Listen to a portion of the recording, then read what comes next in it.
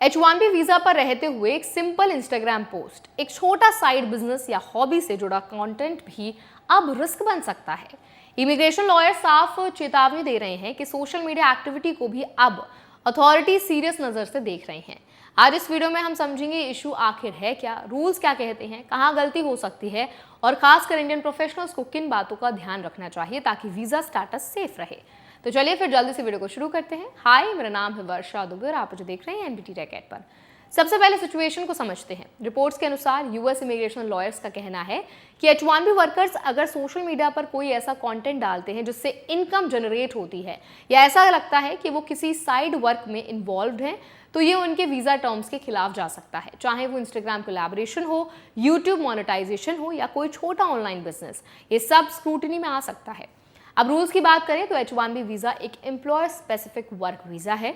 इसका मतलब ये है कि आप सिर्फ उसी एम्प्लॉयर के लिए काम कर सकते हैं जिसने आपका वीजा स्पॉन्सर किया है और वही रोल, वही जॉब डिस्क्रिप्शन फॉलो करनी होती है जो पिटिशन में मेंशन्ड होती है। इसके अलावा किसी और सोर्स से इनकम अर्न करना जनरली अलाउड नहीं होता जब तक कि उसके लिए प्रॉपर ऑथराइजेशन ना हो। यहीं पर प्रॉब्लम शुरू होती है। सोशल मीडिया आज के टाइम में सिर्फ हॉबी नहीं रहा।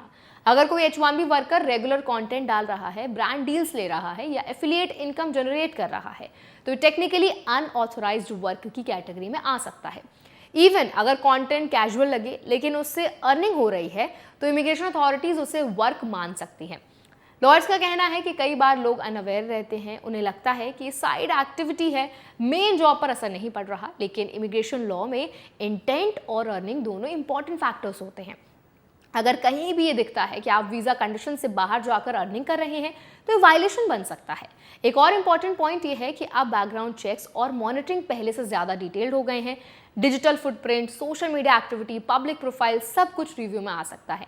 इसीलिए जो चीज़ पहले इग्नोर हो जाती थी अब वही इशू बन सकती है। इंडियन प्रोफेशनल्स के लिए खास इंपॉर्टेंट है क्योंकि H1B वीजा होल्डर्स में बड़ी संख्या इंडियंस की होती है। बहुत लोग यूएस में रहते हुए पैरेलल कंटेंट क्रिएशन या स्मॉल बिजनेस शुरू करना चाहते हैं, लेकिन यहाँ क्लैरिटी होना जरूरी है कि बिना प्रॉपर अप्रूवल के सेफ नहीं है।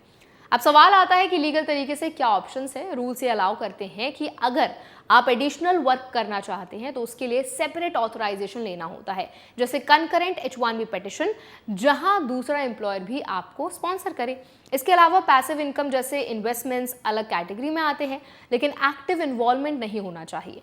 यानी अगर आप एक्टिवली वर्क कर रहे हैं, सर्विसेज दे रहे हैं या कंटेंट के बदले पेमेंट ले रहे हैं तो ये रिस्क जोन में आता है। यहाँ एक और सटल पॉइंट समझना जरूरी है, हॉबी और वर्क के बीच का डिफरेंस।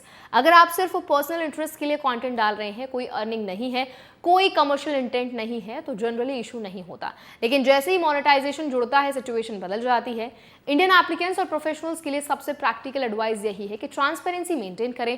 कोई भी साइड एक्टिविटी शुरू करने से पहले इमिग्रेशन रूल समझें, अगर डाउट हो तो लीगल एडवाइस लें और सोशल मीडिया पर भी वही दिखाएं जो आपके वीजा कंडीशंस के साथ अलाइन करता हो।